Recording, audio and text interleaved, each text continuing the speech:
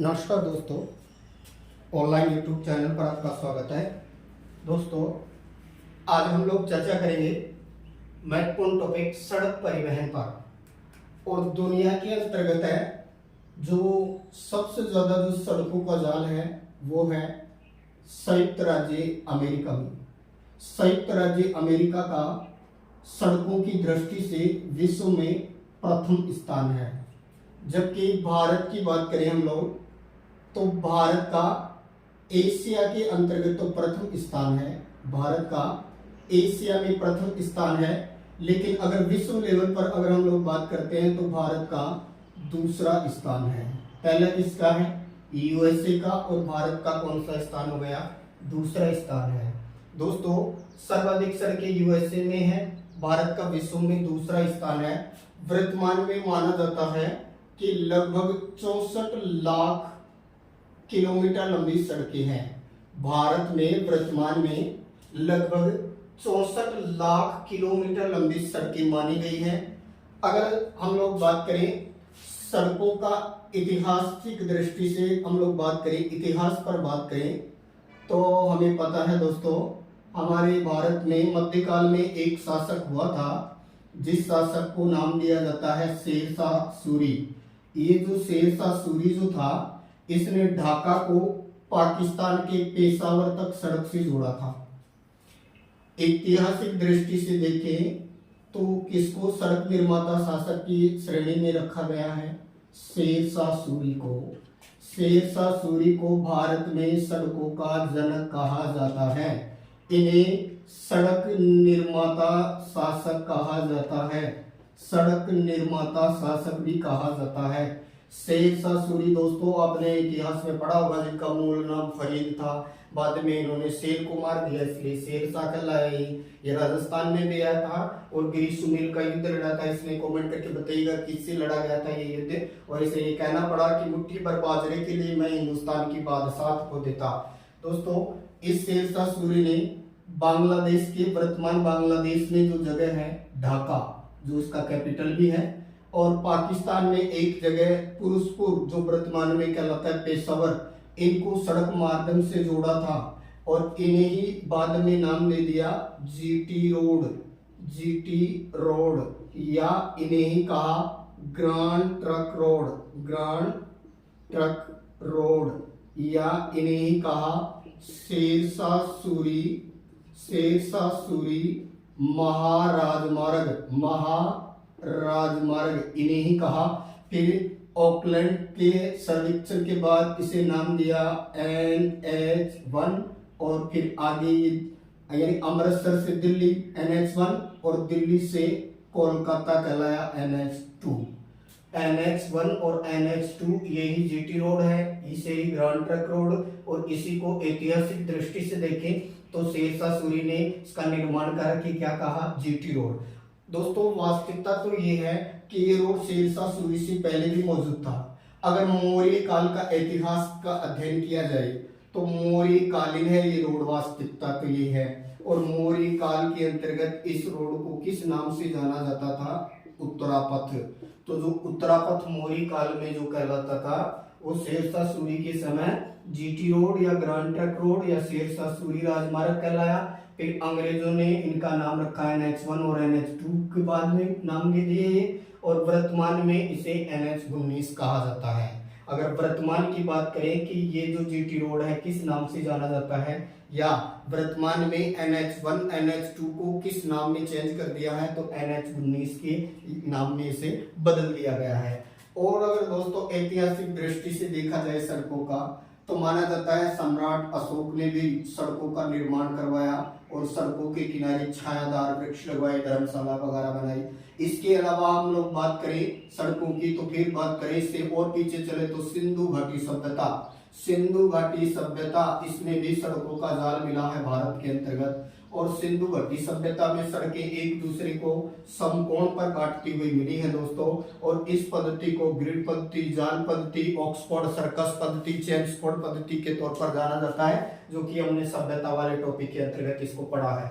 तो याद रखिए सिंधु घाटी सभ्यता में सड़कें एक दूसरे को समकोण प्रकार की मिली हैं, जिन्हें ग्रिड पद्धति, जाल पद्धति या उसने ऑक्सफोर्ड सर्कस पद्धति के तौर पर जाना जाता है। लेकिन जीटी रोड या Shershah Suri road, grand trunk road या NH1 NH2 को वर्तमान में क्या बना दिया है, NH19 के नाम से जाना जाएगा। शेरशाह सूरी को सड़क निर्माता शासक कहा, भारत में सड़कों का जनक कहा। ये जीटी रोड मौर्यकालीन क्या है, उत्तरापथ रोड था, ये उसी को जीटी रोड या बाद में शेरशाह सूरी के कारण इसको जाना गया। और वर्तमान में सड़कों की लंबाई 64 लाख किलोमीटर है और सर्वाधिक सड़कों वाला कौन है दोस्तों, USA है। अब नेक्स्ट हम लोग बात करते हैं कि जो भारत के अंतर्गत जो सड़कें हैं इनके कितने प्रकार हैं। तो देखिए सबसे पहले सड़कों का हम लोग बात करें निर्माण सामग्री के आधार पर। अगर सड़कों के प्रकार की अगर हम लोग बात करते हैं दोस्तों कि सड़क के प्रकार, तो पहले तो सबसे पहला जो प्रकार है वो है निर्माण सामग्री के आधार पर। और निर्माण सामग्री के आधार पर जो सड़कें हैं इन्हें दो भागों में डिवाइड किया गया है। इनको नाम देंगे कच्ची सड़कें और नंबर 2 ये कहलाएंगी पक्की सड़कें। दोस्तों निर्माण सामग्री के आधार पर सड़कों को कितने भागों में डिवाइड किया है, 2 भागों में डिवाइड किया है, कच्ची सड़कें और दूसरी कौन सी है दोस्तों, पक्की सड़कें। अब बात करें भारत में सर्वाधिक कच्ची सड़कों वाला राज्य कौन सा है। भारत में सर्वाधिक कच्ची सड़कों वाला राज्य ओडिशा है। और भारत में सर्वाधिक पक्की सड़कों वाला राज्य कौन है, तो भारत में सर्वाधिक पक्की सड़कों वाला राज्य केरल है दोस्तों। पक्की सड़कों वाला केरल है और कच्ची सड़कों वाला ओडिशा है। तो ये सड़क का प्रकार जो है वो किसके आधार पर है, निर्माण सामग्री के आधार पर। दूसरा जो वर्गीकरण है सड़कों का वो है लाइन के आधार पर। और लाइन के आधार पर 3 प्रकार की सड़कें मानी गई हैं। लाइन के आधार पर कितने प्रकार की, 3 प्रकार की सड़कें लाइन मानी गई हैं। पहली है एक लाइन सड़कें, दूसरी है 2 लाइन सड़कें और तीसरी है जिनको नाम दिया जाता है बहुलाइन सड़कें या इन्हें आप बोल सकते हो एक्सप्रेस हाईवे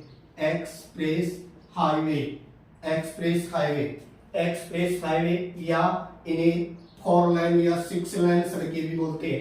4 लाइन या 6 लाइन सड़कें भी बोलते हैं इन्हें। सर्वाधिक है वो 2 लाइन सड़कें हैं भारत के अंतर्गत, जो लगभग 56% के करीबन है। 1 लाइन सड़कें हैं ये लगभग 12% के करीबन है। शेष बचती है ये आपकी बहुलाइन यानी एक्सप्रेस हाईवे के अंतर्गत आती है। तो दोस्तों सड़क के प्रकार निर्माण सामग्री के आधार पर अलग है और लाइन के आधार पर अलग है। अब 1943 में एक अधिवेशन हुआ था नागपुर में, और 1943 में ये जो नागपुर में अधिवेशन हुआ, इस अधिवेशन को कहा जाता है नागपुर अधिवेशन।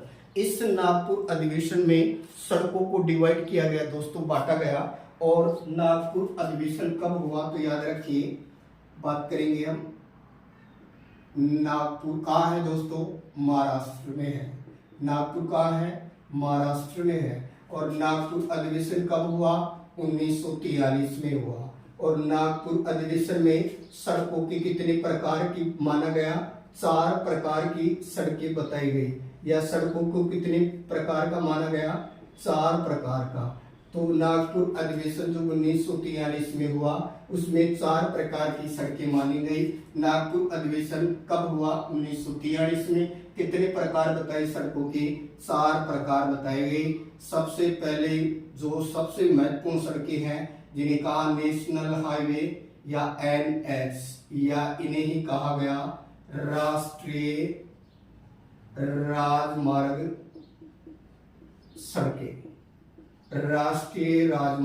सड़कें। दोस्तों ये सबसे महत्वपूर्ण सड़कें मानी गई हैं। इन सड़कों की वर्तमान में अगर हम लोग लंबाई की अगर हम लोग बात करते हैं तो 1,45,000 चलो वैसे लिख देते हैं, 1,45,155 किलोमीटर लंबी सड़कें इसके अंतर्गत आती है। ये कुल सड़कों का लगभग 2% है।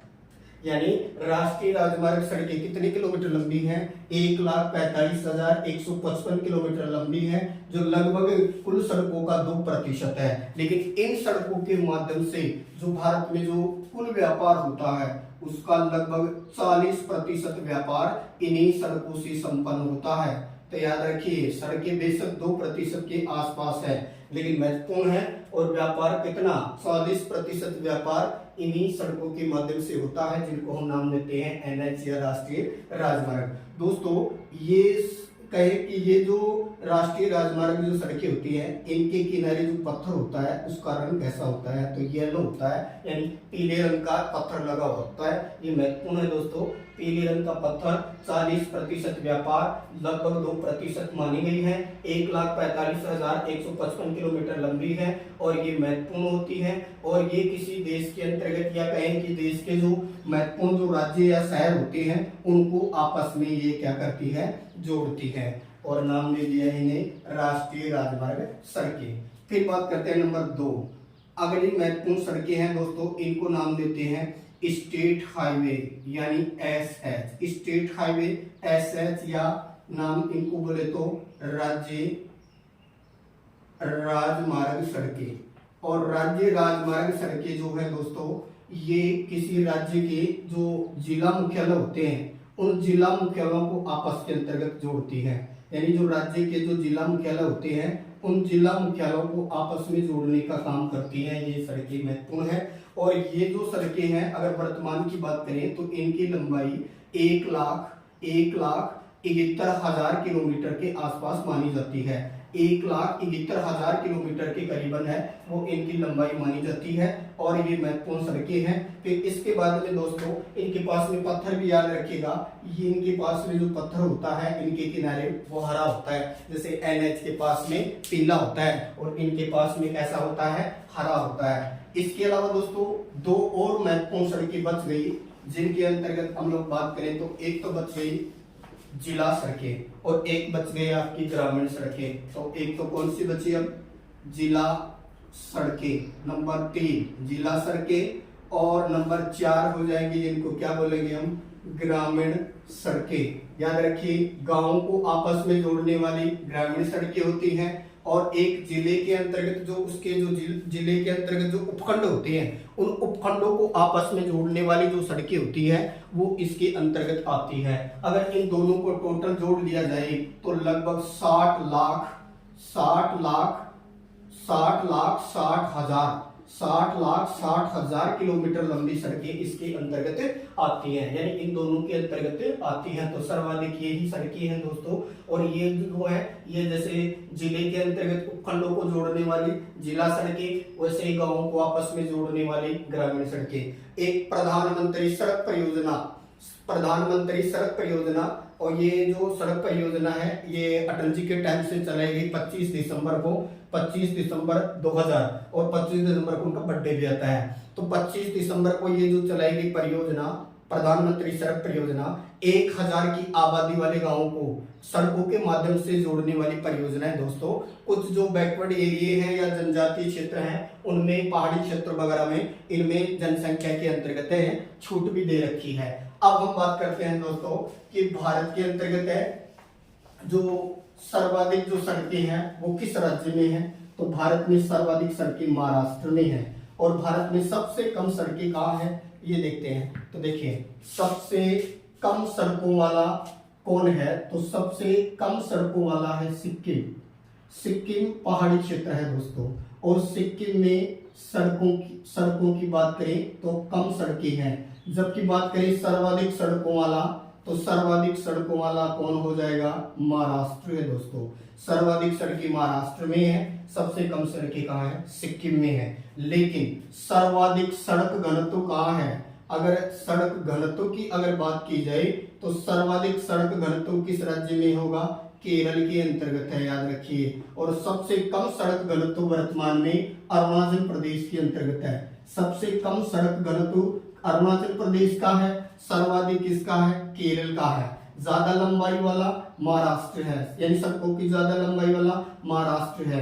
अब बात करें कच्ची सड़कों वाला उड़ीसा है और पक्की सड़कों वाला केरल है। उसी तरह से अगर बात किया जाए कि पहले सड़क घनत्व ज्यादा गोवा का था, अब वर्तमान में केरल का है। पहले कम सड़क घनत्व या सड़कों के अंतर्गत जम्मू कश्मीर जाना जाता था, वर्तमान में अरुणाचल प्रदेश को जाना जाता है दोस्तों। अगर वर्तमान में हम लोग बात करें भारत के सड़क घनत्व की, तो वर्तमान में 152 पॉइंट समथिंग किलोमीटर है ये सड़कें हैं, ये भारत में सड़क घनत्व है। भारत का सड़क घनत्व कितना है 152, और राजस्थान का तो ये लगभग 76.62 के करीबन ही पड़ता है। तो भारत में 152 पॉइंट समथिंग आता है सड़क घनत्व, और राजस्थान का तो 76 पॉइंट समथिंग ही आता है। फिर बात करते हैं दोस्तों हम लोग कॉरिडोर की बात करते हैं। कॉरिडोर का मतलब गलियारा, और दो गलियारे प्रसिद्ध है दोस्तों, और ये दोनों गलियारे आपको याद रखने होंगे। एक पूर्व पश्चिम गलियारा और दूसरा कहलाता है उत्तर दक्षिण गलियारा। तो याद रखिएगा कितने गलियारे हैं महत्वपूर्ण, दो, एक पूर्व पश्चिम गलियारा और दूसरा कौन सा है उत्तर दक्षिण गलियारा। ये दोनों गलियारे किस किस को जोड़ते हैं, तो याद रखिएगा महत्वपूर्ण प्रश्न बनता है इनसे। तो यहाँ झेलम नदी बहती है जिसके किनारे कौन बसा हुआ है, श्रीनगर, जिसे बसाया सम्राट अशोक ने। श्रीनगर को भारत का दक्षिणी बिंदु जिसको नाम दिया जाता है कन्याकुमारी। तो याद रखिए श्रीनगर को कन्याकुमारी से जोड़ने वाला, इसी को हम लोग क्या बोलते हैं उत्तर दक्षिण गलियारा, उत्तर दक्षिण गलियारा, या इसी को बोलते हैं हम लोग नॉर्थ साउथ कॉरिडोर। ये जो कॉरिडोर है या जो गलियारा है, ये गलियारा किसको किससे जोड़ता है, तो ये किसको जोड़ रहा है भाई, श्रीनगर को कन्याकुमारी से जोड़ता है। श्रीनगर को कन्याकुमारी से जोड़ने वाला कौन सा गलियारा है, तो ये है उत्तर दक्षिण गलियारा, और दोनों में लंबा भी है, ये 3806 किलोमीटर लंबा है ये गलियारा, याद रखना है। दूसरा है वो है यहाँ गुजरात में एक जगह है पोरबंदर, गुजरात में गांधी जी से संबंधित जगह पोरबंदर, दांडी के अलावा तो पोरबंदर। और इधर असम में एक जगह पड़ती है सिलचर, असम में जो जगह है उसका नाम है सिलचर। तो ये सिलचर असम को पोरबंदर गुजरात से जोड़ने वाला ये जो है इसको बोलते हैं पूर्व पश्चिम गलियारा, पूर्व पश्चिम गलियारा या ईस्ट वेस्ट कॉरिडोर। ये गलियारा ये कितना किलोमीटर है, 3507 किलोमीटर लंबा है ये गलियारा, और ये किसको किससे जोड़ रहा है, असम में सिलचर को पोरबंदर से जोड़ रहा है। तो दोस्तों ये दोनों गलियारे जो है महत्वपूर्ण है, उत्तर दक्षिण गलियारा, पूर्व पश्चिम गलियारा। कई बार यहाँ से महत्वपूर्ण प्रश्न आ जाता है कि ये पूर्व पश्चिम गलियारा और उत्तर दक्षिण गलियारा एक दूसरे को कहाँ काटते हैं, तो याद रखना उत्तर प्रदेश में एक जगह है झांसी। उत्तर प्रदेश में कौन सी जगह काटते हैं, झांसी में काटते हैं, और झांसी कहाँ है, यूपी में। पूर्व पश्चिम गलियारा उत्तर दक्षिण गलियारा एक दूसरे को कहाँ काटते हैं, तो याद रखना झांसी में काटते हैं। पूर्व पश्चिम गलियारा कितना है 3507, उत्तर दक्षिण कितना है 3806 किलोमीटर। दोनों कहाँ काटेंगे, झांसी उत्तर प्रदेश में। और दोनों गलियारे जो हैं इनको नाम दिया है, एक को ईस्ट वेस्ट कॉरिडोर और दूसरे को नाम दिया है नॉर्थ साउथ कॉरिडोर। और बात करें दोनों गलियारे कहाँ काटेंगे, तो झांसी में काटेंगे। अब नेक्स्ट हम लोग बात करते हैं दोस्तों एक परियोजना जो महत्वपूर्ण है, परीक्षा में पूछी जाती है, और नाम है उसका स्वर्णिम चतुर्भुज परियोजना। याद रखना महत्वपूर्ण है, स्वर्णिम चतुर्भुज परियोजना के तहत भारत के 4 बड़े महानगरों को, भारत के 4 बड़े महानगरों को क्या किया गया दोस्तों, आपस में जोड़ा गया। और इस परियोजना के तहत किस किस को जोड़ा गया, दिल्ली को मुंबई से, और मुंबई को चेन्नई से, और चेन्नई को कोलकाता से।